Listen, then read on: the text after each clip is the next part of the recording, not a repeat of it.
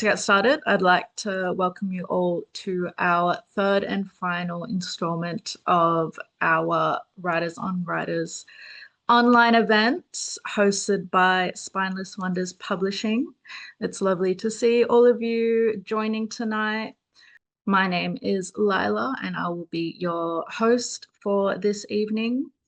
I'd like to start by acknowledging the traditional owners of the land which we meet today, the Gadigal people of the Eora Nation, and pay my respects to elders past, present, and emerging. Tonight we will be hearing from our two wonderful authors, Olivia De Zilva and Patrick Lenton. First of all, we will be listening to a pre-recorded excerpt from Olivia De Zilva's debut novella Eggshell, which we are here today to talk about. And then we will listen to Olivia and Patrick as they discuss all things writing. We'll then invite you to join in a Q&A with our two authors. So please have your questions ready. Let's hear the recording, which is by Felicity Ng. So thank you so much, Felicity, for reading and recording that for us. We were reading Unpolished Gem by Alice Pung. It was a newish text, but had been set because teachers at our school were sick of teaching To Kill a Mockingbird every year since 1970. Alice Pung's memoir about growing up as a half-Teochew Cambodian girl in working-class Melbourne, while riveting to some, was absolutely drivel to others. "You know, I've never seen a chink hottie," Diz proclaimed in the middle of our reading. The boys around him, a fog of hair gel and Lynx deodorant fumes, all nodded enthusiastically. "She's not even Chinese," Bella snapped, engrossed in the book. "Whatever she is, I just want to say I've never seen a chink hottie," Diz replied, thumbing through the pages of the book as if he could read. He turned to look at me from across the classroom. "Hey, Kira, what are you hiding under that jumper?" Marnie mimed throwing up to her gaggle in the back row. Before I could answer Diz with a half-formed retort, Mrs. T threw her hands in the air. "Enough!" she screeched, sucking all the air out of the room in an instant. Mrs. T, with her flaring nostrils and booming voice, scared the living daylights out of kids in all years, even us Year 12s. Her unofficial title around the playground was the Banshee, an impolite nickname that became an urban legend after someone swore they saw her cast a spell on Andrea Ricci when she forgot her lines during an end-of-year drama production. Weeks after the play, Andrea wouldn't leave her house and was rumoured to speak solely in tongues. The Banshee eyed Diz, the ripples of her black shawl flapping like wings as she approached him.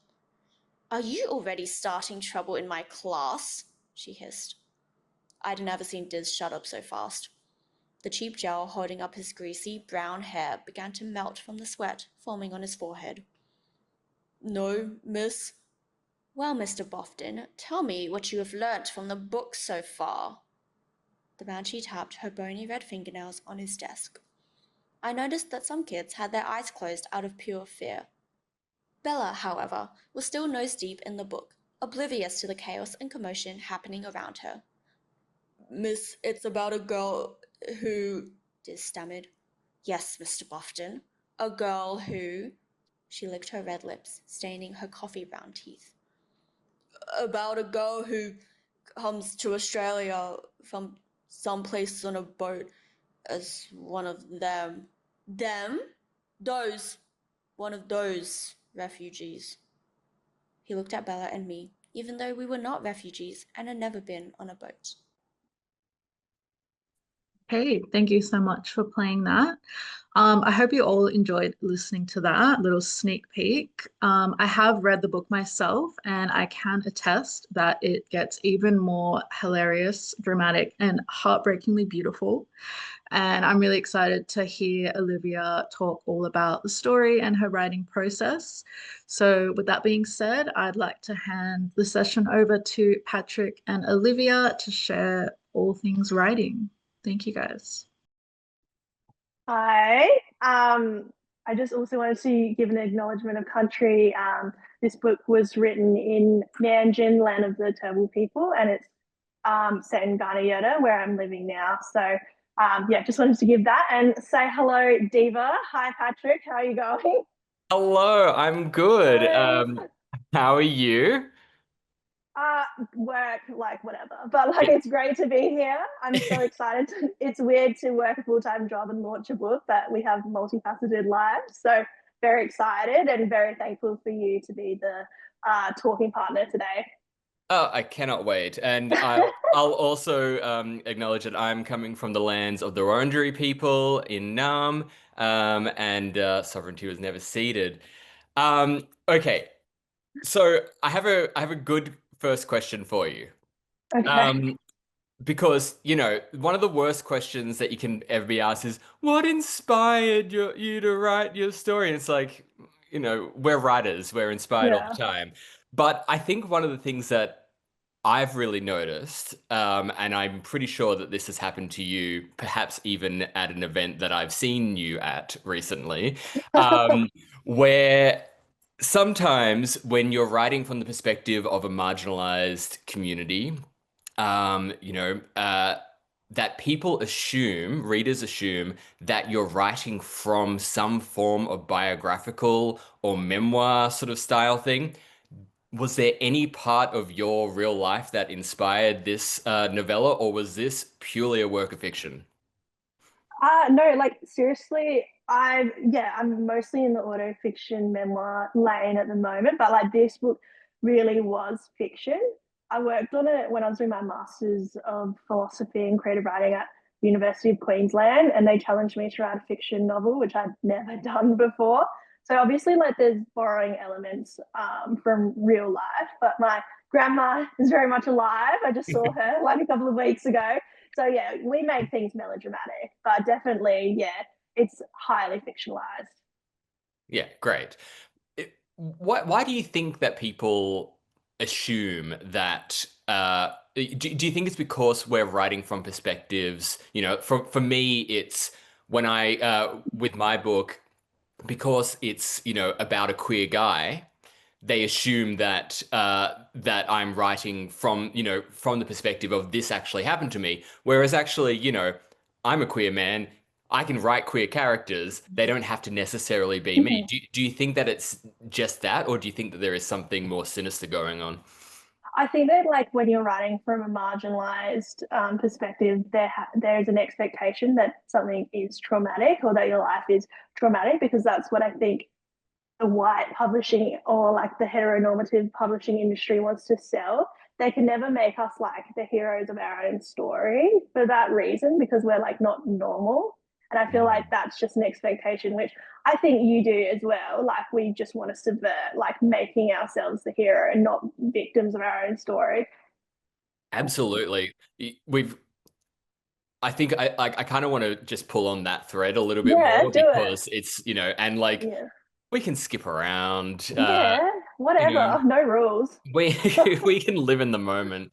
Yeah. Um, I really love, like, I think that there is so much really like savvy commentary in Eggshell about the consumption of well, in this particular case, Asian and migrant stories from white audiences.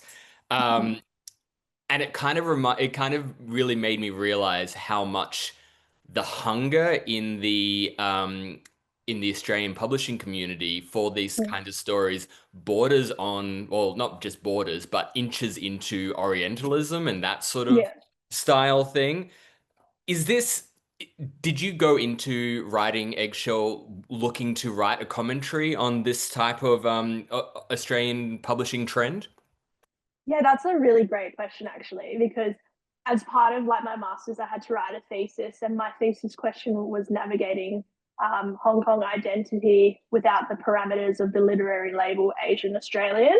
So Mm. basically, deconstructing what it means to be Asian diasporic in literature, and kind of yeah, poking fun at some of those expectations and stereotypes. So that was yeah, I guess the work really corresponds to an academic question about publishing broadly. So it's yeah, really a creative response to the expectations that have been put on Asian diasporic writers, especially in Australia. I can't really comment on other countries. Mm. I'm Yeah. assuming it's so much better everywhere else. Oh yeah, probably. Yeah, I mean, one of the interesting things about writing or publishing in spite of you is that, Mm. I've been kicking around Mm. the publishing industry for quite a while now, and it really only felt like six years ago even, I was pitching queer-led stories, and often the commentary that I was getting, or the feedback that I was getting from the agents and the publishers who were rejecting me, was that they wanted more traditional queer stories. Mm. And when you dug a little bit into that, what they wanted was tragedy memoirs from me. Mhm. Like Mhm. I have a memoir manuscript that's not been published, but it's completely written, that I shopped around for years, but it's a comedy. And like it's a queer comedy about my life. And it would not get picked up because Mm. they were like, "Oh, could you maybe center Mm. this around coming out?" Uh, Mhm. or could you center this around the fact that you're horrifically bullied in high school? And I'm like, Mhm. no and no. Did you have any kind of responses like this when you first started like shopping your books around? Yeah, like 100%. Like I have obviously, not obviously, I have two books out. One is called Plastic Budgie, and obviously there's Eggshell, and there's In Spite of You as a cameo. Um, and yeah, like my first book that I put together was a really early version of Plastic Budgie, and there was like a really strong expectation that I really hate this book. So like what's it called? A Little Life. Like it will be like that kind of book, like that trauma porn, Yeah. like agony, like nothing, like and obviously like both you and I, Patrick, we've had traumatic experiences, but that doesn't mean that they have to be so self-serious. So I just want to like say the publisher that I worked with on Plastic Budgie really enabled me and empowered me to subvert that kind of expectation.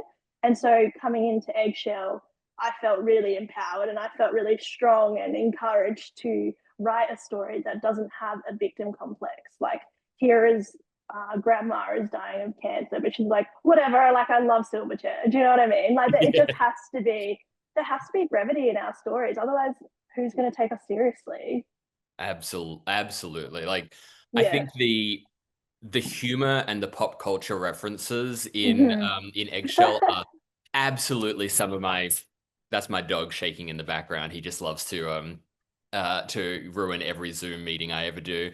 Um, yeah, like the humor, the pop culture references, all of that made it really, really like so fun to read, super enjoyable. It also really helped.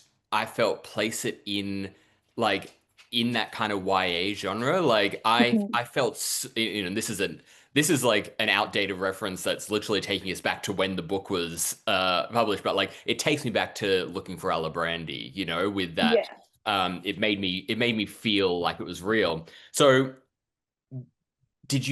what's your attitude around using humor in writing? Well, I mean, if you don't laugh, you cry. And like I can't cry. I've got this like emotional block where I can't cry.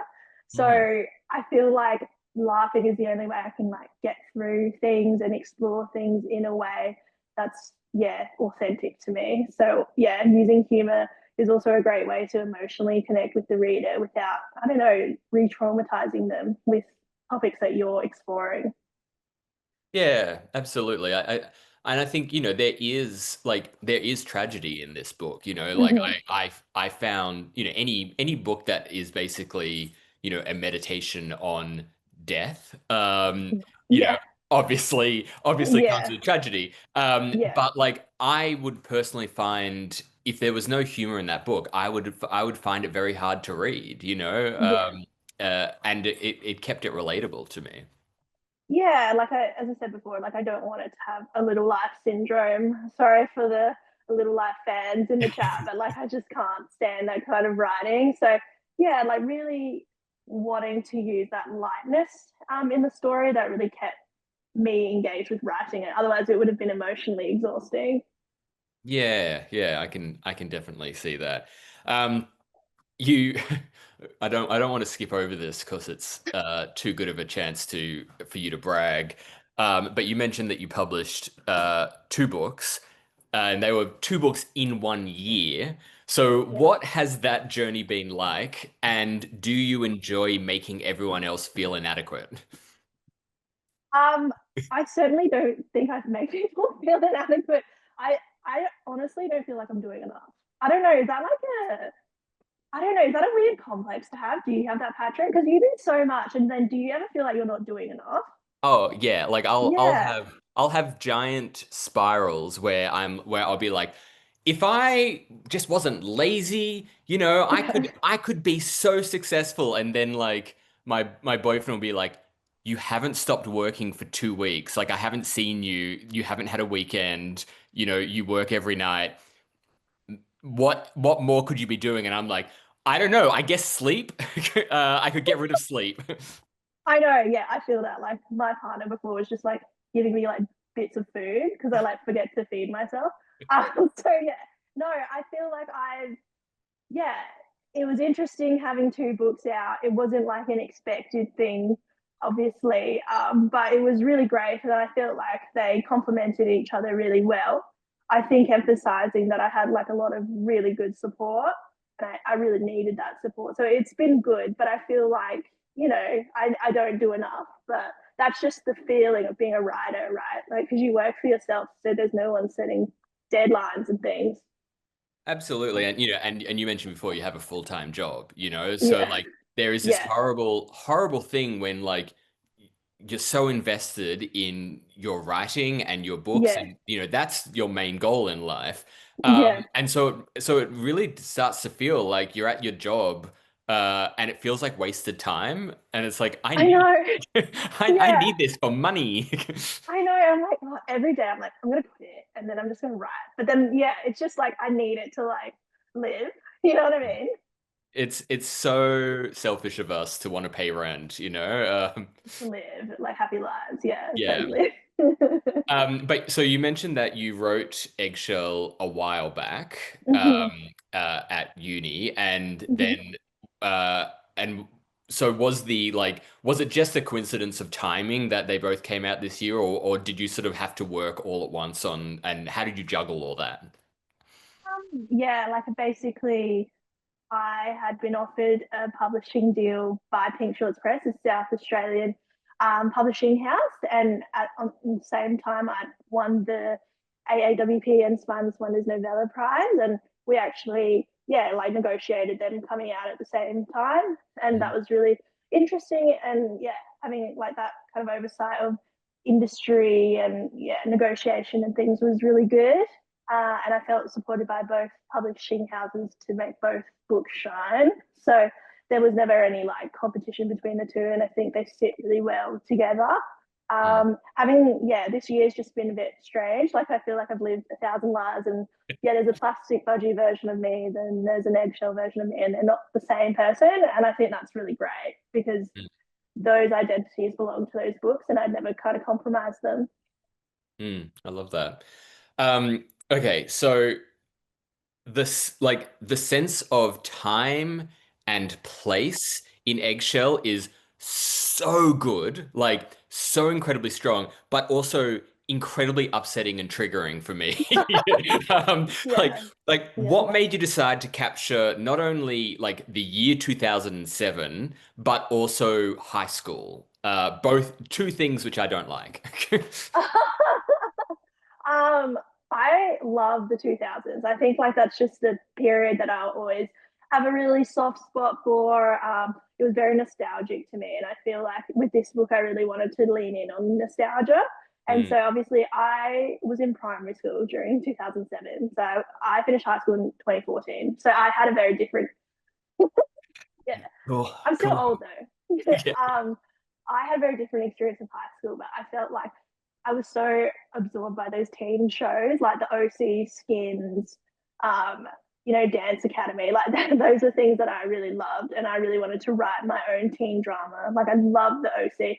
I love like Lindsay Lohan movies, and I felt like we didn't have our identities like set in those. So yeah, that's really why I use that time, because I'm very nostalgic over that time, and also yeah, it means a lot to me in terms of culture. Mm.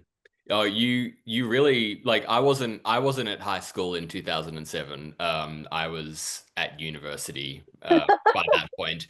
But I finished high school in the late 2000s, and you really got that like you got those characters and those people, and I'm assuming that must be like something that goes through Australian schools, but like Yeah.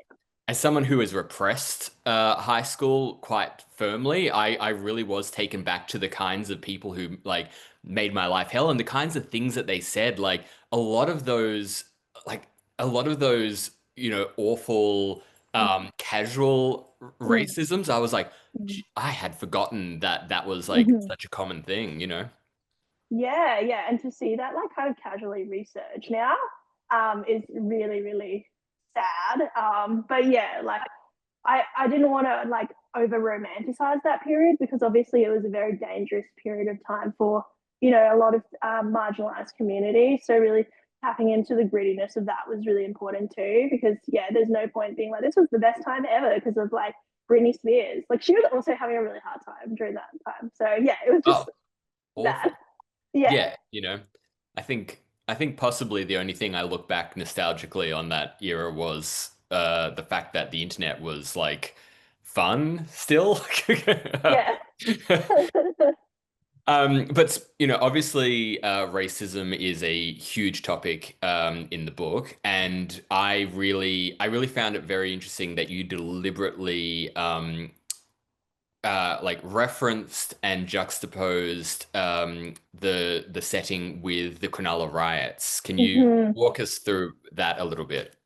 Yeah. You're from Sydney, right? I was about to say I was in the Cronulla riots. Jesus Christ. Oh my god, were you? Oh my god, love that for you.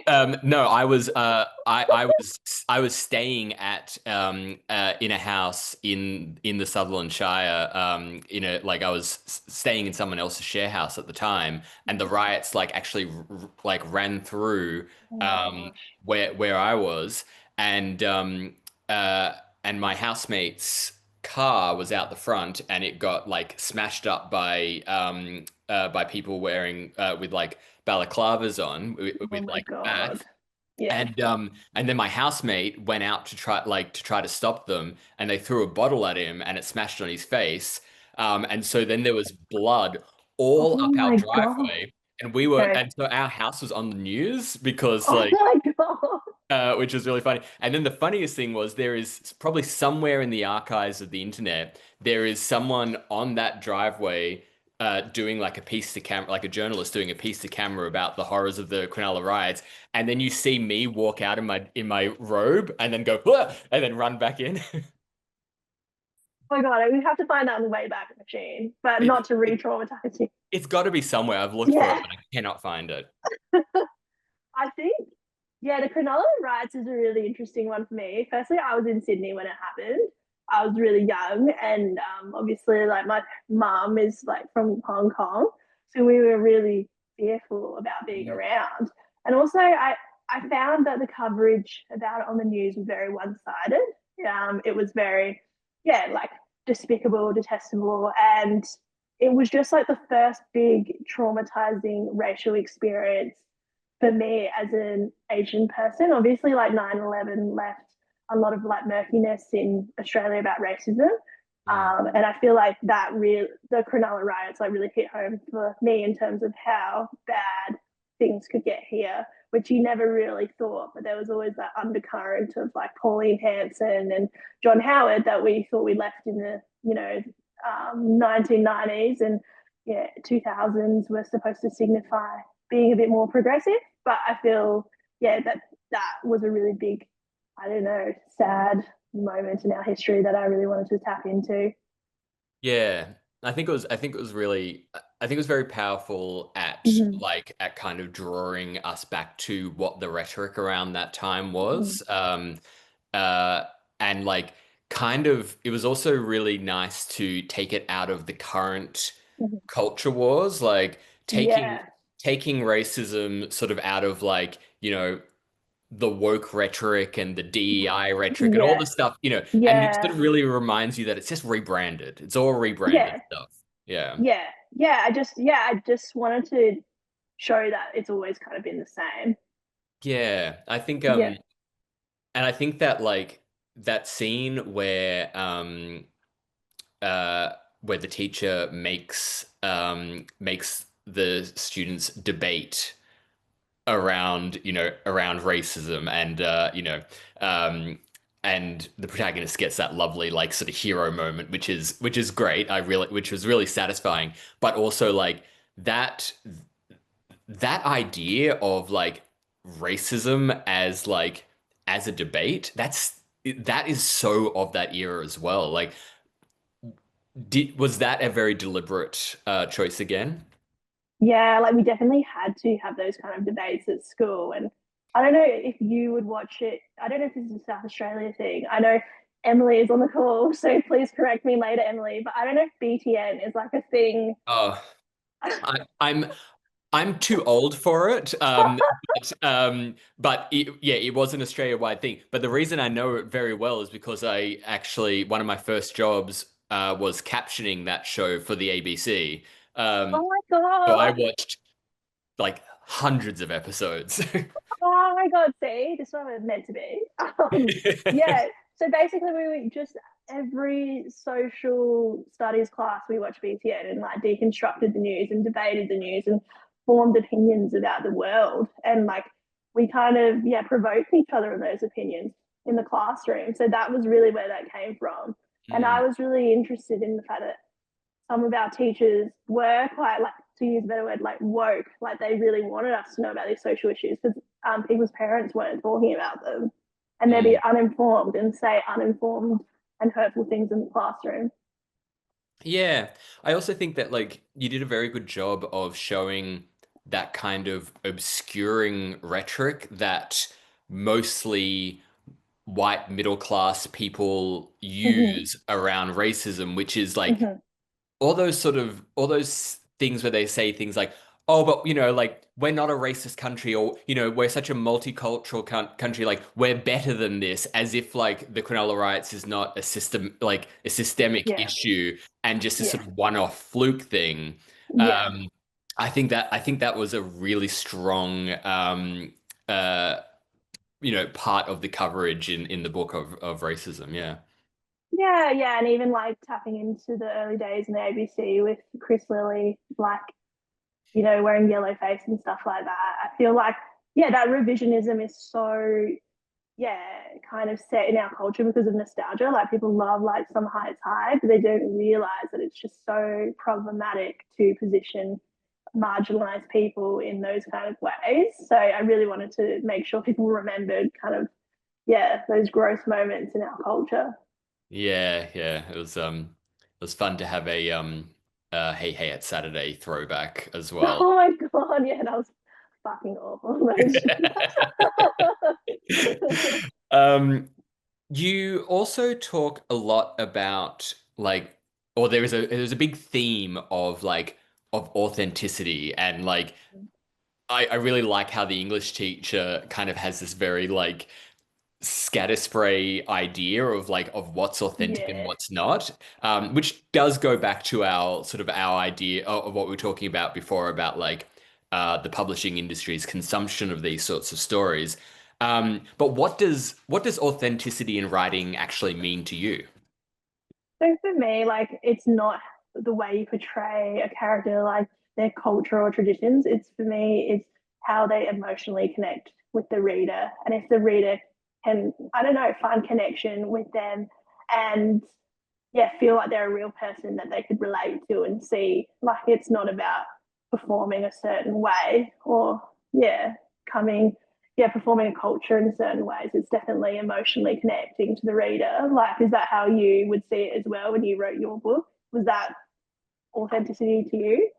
Yeah, I think so. Like, I think one of the things that I was really quite staunch about was Mm-hmm. not making queer identity palatable to Mm-hmm. a straight audience. Mm-hmm. Um, and even in things like like structural edits, there were definitely questions around that. Like I had fantastic editors and fantastic publisher, Mhm. but Mhm. like just a couple of things like, questions like, oh, like could we make this reference more like I don't get this reference, could we make it broader? And I'd be like, no, no, no, that's a reference that queer people will get. You know, Yeah. sometimes I'd get some very good pushback and they'd be like, Patrick, that's references that elder millennial queers might get. So, Yeah. and this is meant to be someone in like who's just turning 30, so maybe rethink that. And I'm like, yeah, okay, cool. But yeah, like definitely that. I think also, but it even came down to like copy edit stuff where certain word choices or certain like even the way that I formatted jokes and things, Mhm. they would just get changed around because Mhm. they did not know that I was like deliberately referencing something queer. And it was very, it was kind of like, this is what Yeah. fighting for authenticity will look like. Yeah, and I feel like I didn't have that kind of pushback, which was really interesting that we've had this. I did mention like the Chasers War and everything, and then they're like, maybe like people wouldn't get that, but It was huge. It was I know, huge. I know, but is it for us elder millennials? I don't Yes. know. Yeah, Well, it was, but also your book is set yeah, in yeah, those times, yeah. whereas like my book is supposed to be set now. But I think, yeah, like having your own cultural references, the way you speak, like jokes, it really connects with people. And I think it builds like a really formidable and interesting character. Mm. Yeah, which I really loved. I think we've got one more I think we've got time for one more question and then we'll have to throw over to the Q&A. My dog is drinking so much water in the background. I don't know if anyone can hear that, but like he's a greyhound. He sleeps all day and he's just decided now to be like, I'm going to do all my movement just to really annoy me. Speaking of communication and Yeah. dog communicating, I really loved the tension in Eggshell around communication. There were so many things like left unsaid, an inability to like physically communicate things, or an inability to communicate because of language barriers. Mhm. And that moment where Kira uses her writing to communicate to her grandmother, Mhm. um, and connect in that really beautiful way was like gorgeous and heartwarming. But also, it felt like a little bit of a thesis from you on maybe on the power of writing. Like, was it meant to be like that? And could you elaborate on it outside of metaphorical terms? Yeah, definitely. I was like recently in Hong Kong and I was just like giving a few talks and I felt like I was expressing my love to my grandmother in a way that like transcended language, like oral communication, because we have that language barrier. And I wanted to emphasize that in the book. And so having it written in this kind of hodgepodge way just illustrates just how strong writing can be no matter like how it's translated, like that emotion and love is always there. So I really did, not to be like hokey pokey about it, but want to kind of give writing its kudos and how it helped a character who was really repressed to kind of navigate and examine things about her life. And I felt like that's what I really did writing this book as well. So yeah, I'm not like an emotionally, I don't know if I'm emotionally stunted, but I'm not an emotional kind of person that with it, crying and stuff, it takes me a while. So using writing can like really help with that. And so yeah, that was like a little cute moment. And thanks for picking that up. It's really nice. Oh no, it was one of my favorite things Oh, about it, thank you. and I think because I think I might relate to you in that as well. Like Yeah, I can not just express my feelings, but find clarity of what I'm feeling yeah, when I write it out much yeah, more than I can in a moment. Like yeah, the amount of times where I've had, usually breakups, where someone's like telling me something, like intense, or or I'm telling them something intense, and in the moment I'm like, I feel nothing except for mild panic. yeah, and then it's only when I can actually write it out, sometimes Yeah. weeks or months later, that I'm like, oh, okay, no, I feel this way about it, you know? Yeah, yeah, exactly. So yeah, it was really an ode to writing, and I think the book was really an ode to that academic statement of where kind of marginalized characters are sitting and situated within literature, and how we can kind of embrace ourselves on the boundaries rather than shy away from the mainstream. Love that. Okay, I think we'll throw over to Q&A now. Yeah, I'm also just going to quickly duck off and get my laptop charger because my computer's about to run out of battery. cool. Thank you so much, guys. That was brilliant. I don't know about anyone else, but I was giggling and smiling ear to ear throughout that whole thing. So thank you for that. Um, I feel like I have a million questions myself, but obviously I want to read out all the great questions that we have in the chat. I think the first thing I would love to ask you, Olivia, um, about Kira and yourself, as it is like loosely based on you growing up. Um, with like the dual identity of Kira in the novel, how how closely do you kind of relate to that in your personal life? Like I know for myself as a mixed person, like I still struggle and actually probably struggle more as an adult than I did growing up with like which, side of me do I really feel like I am, or like how some people perceive me is completely different how I perceive myself. Like how does that kind of relate to you and your experiences growing up and how you feel about your identity now? Yeah, like that's a really eloquent and poignant question. Thank you so much for that. And I'm really happy you kind of engaged with the book in that way. That's really what it was for. So thank you. Um, yeah, like as a kid, I really was ashamed of being Asian. Like it was made into such an issue. As Patrick was saying, like we're both pretty traumatically bullied and stuff at school. So it wasn't like a nice thing. And I really wanted to hide from that aspect of my identity. And I think, like, I know it sounds very saccharine, but like writing was a really great way to consolidate those two identities and really embrace them. Like, recently, I keep saying, sorry, I'm so boring, but recently we went to Hong Kong and I never felt more at home anywhere else. So I think as an adult, really exploring what home and culture means is really important. And I think the writing really helped me put those kind of feelings of messiness back together. So yeah, it was like kind of a deconstruction of the self from childhood to adulthood. Plastic Budgie shout out that like really helped me Thank understand myself. Yeah. Yeah, it sounds like it was a really cathartic process, like while you were Yeah, writing yeah, and getting to resolve a lot of trauma and yeah, yeah, big moments for you and yeah, yeah. yeah. Um, Again, I'll just quickly ask another question before I get to the chat, but probably to both of you. Um, do you have advice for emerging writers? I'm sure you get asked that a million times, but I'm sure everyone here is probably an emerging writer or wanting to publish something one day. Like maybe just give me like your main top quick thing that you can think of to get started. Patrick will go first. My comedic short answer is don't. Oh my god, me too.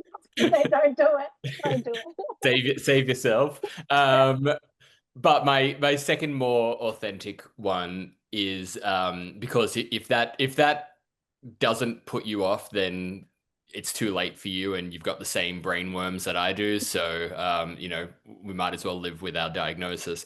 But there's no right way. There's no right way of doing anything.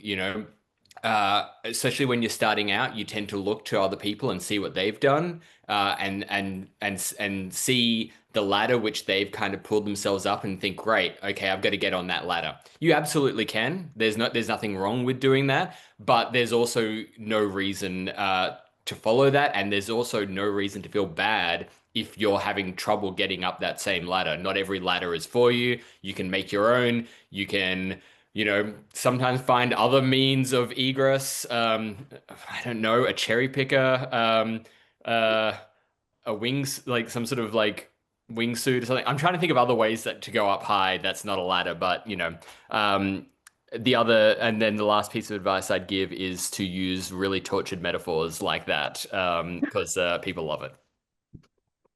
Thank you. Also, one, don't do it. But no, secondly, to be earnest, I think, yeah, be prepared to put in like a lot of hard work. It's all about, yeah, it doesn't happen overnight. Obviously, like Patrick and I have been talking, like we've been grinding like for years. So taking into account like the amount of time it takes and how things don't happen straight away. But also, yeah, comparison is like the thief of joy. And I would say I'm very like, I compare myself to everyone, but at the same time, you have to remember you're on, thanks for the love. Um, yeah, you're on your own journey, and it really like it means more like to be happy where you are than to look from where other people are. So I think that's really important. And also having support, whether that is like from your family or peers or your partner or yeah, like the people around you, like ensuring that you're not alone on this journey, because it can feel like you're really alone when you're writing. It's very solitary. So finding a community that can support and embrace you is like really, really important. Like I wouldn't have been able to write these books without the people that supported me. No way. Like if we're talking about climbing up high on things, they're the people that push me up. And I wouldn't say I did that myself. I needed a lot of help there, and that was really important. Thank you both for that simultaneously hopeful and dismal advice. Um, all right, I'll get stuck into the chat and give everyone else a chance. So we've got from Aldin, what do you think is the draw of the 2000s cultural nostalgia specifically? Particularly in the last few years, the 2000s revivalism seems to be alive and well, even amongst young people who didn't grow up in that era. Why does it translate across all generations? I think because it's like so diva, like it's so cool to yeah, that style and that kind of aesthetic of like being aloof, but like being like a princess. It's something that I am really interested in. I think the 2000s also marked like a significant change in yeah, like our identity and like whether we're progressive and things like that. And so it was just like such an interesting era of change. And I think people always go back to it because it's just like really, really cool. And I think there's a draw there. There's so much drama. There's so much, yeah, change that I think people just love. And I think, yeah, that's why Y2K is consistently so, I don't know, popular with everyone. It's like timeless. Yeah, I definitely agree. And it does help all the sparkles and rhinestones and Yeah. Paris Hilton inspired glitter. Yeah. Yeah. But I also think that like all the edges are sanded off by Yeah. nostalgia, Yeah. like when I think back to, living through that, like all I remember was that like I I was like forced into the closet until I was in my late 20s because Mm. that time was so incredibly homophobic. Mm. And then very specifically, like, I'm bisexual. I did not know that bisexuals existed because there Mm. was no representation. Like I was Mm. watching Will and Grace like it was a documentary and that I would learn things from it. And because there was no bisexuals on that show, I didn't know it existed. So I like was so confused that I couldn't, and so like things like that get sort of sanded off and it Mm. and it becomes a little bit sort of like um yeah, almost like a kind of toothless representation of like of what those times are like. And I look back and I'm like, yeah, if you take all those things away, then yeah, lots of fun, Yeah.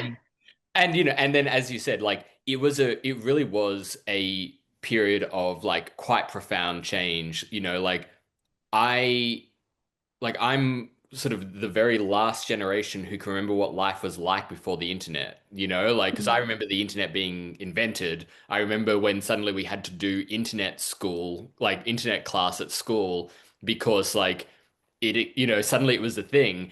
And so like now there's all these people who are looking back at a time where like we didn't have the same suite of problems. Mhm. You know, we had all these other different ones, but like you don't sort of remember those, and it's like it's kind of fun to look back at like kind of the beginning of all the horror that is now.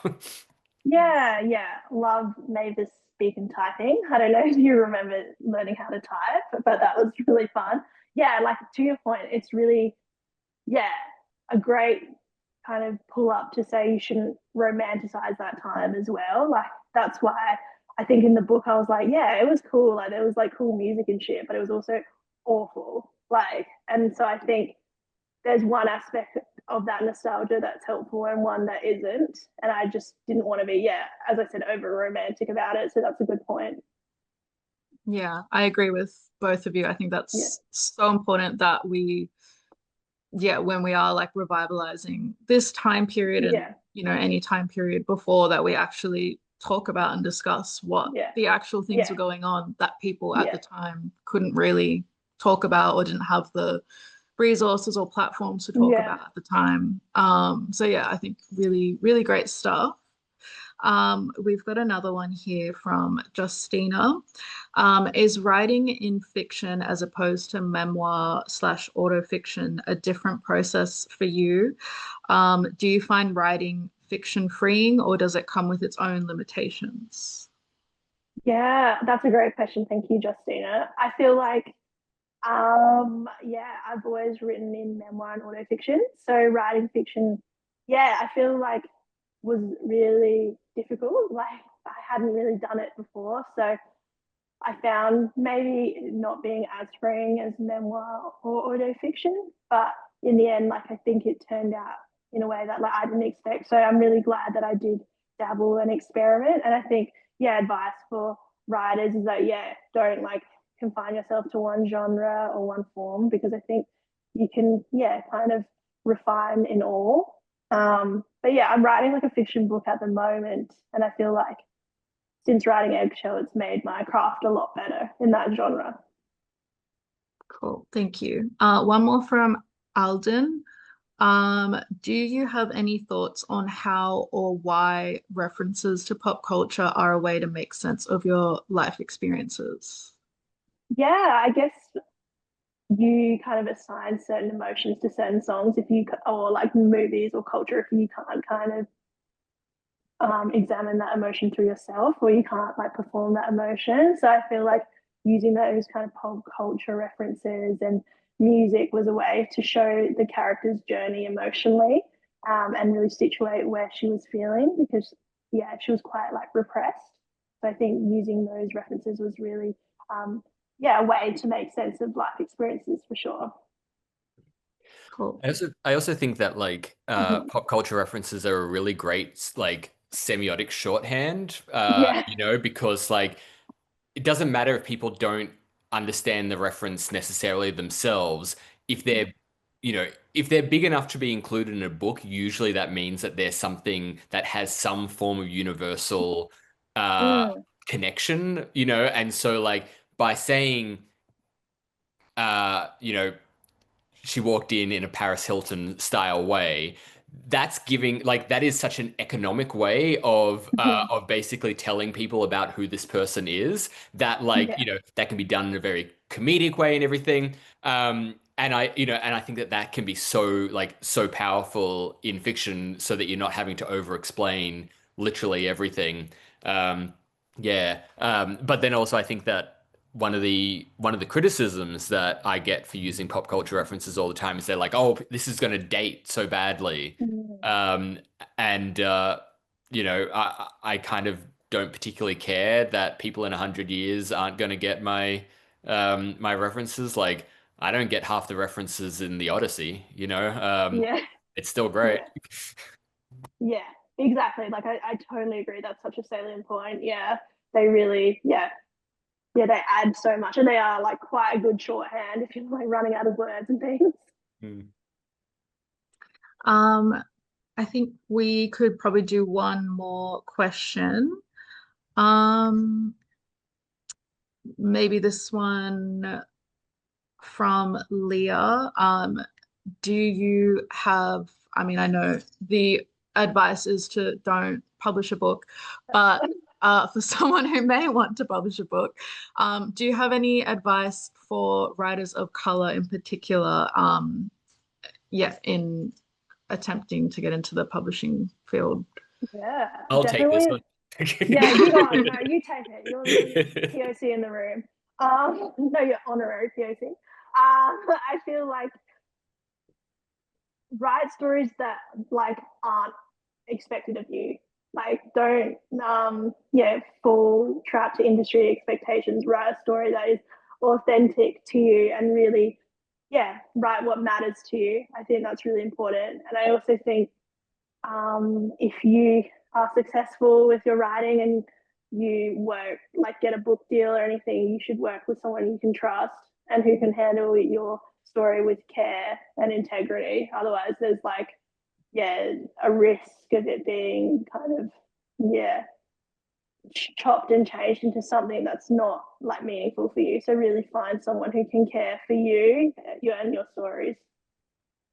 Yeah, and I think that's like such a amazing thing about small and indie publishing is that there is that like greater care for more like marginalized or like smaller voices that don't kind of meet this criteria for like the trauma porn or like migrant porn or like whatever that is kind of expected of writers of color or marginalized groups to write, and kind of like the main stories that you hear published by like the big companies. Yeah, so I think it's a great thing to have indie publishing. And yeah. I just want to give a thanks to everyone for joining, everyone for being here. Olivia and Patrick, that was such a fun little conversation. Like, I feel like I learned so much, and I feel like I still would love to pick your brains for another 2 hours or more if I could. But unfortunately, we don't have time for that. Is there any closing remarks from you guys? Yeah, thank you so much for so expertly running everything, and to the broader Spineless Wonders team. It was really fun. Yeah, thank you so much. It's been so lovely working with the team. Obviously love working with you, Bron. Thank you so much for putting this book to life, and also my editor Zara, who's sitting here today as well. She did such an amazing job with the final product. So lucky, and really, really great collection, guys. Can't wait to read them all. Yeah, thank you, everyone. Thank you to our publisher, Bron, to all the interns for working so tirelessly to put this together. There was a lot of work behind the scenes. Everyone just did incredible. You guys did incredible. Thank you for supporting a small publishing company. We appreciate all of you guys for being here. And I hope you all have a lovely evening, and I hope you enjoyed today. Thank you. Oh, I just want to say, sorry, really big thank you to Patrick. Like, it was amazing to have you as the speaker. I wouldn't want it to be anyone else. So thank you so much. It meant so much to speak with you about this, and congratulations on your book as well. It was amazing. Thanks so much. Okay, thanks, guys. Thanks, everyone.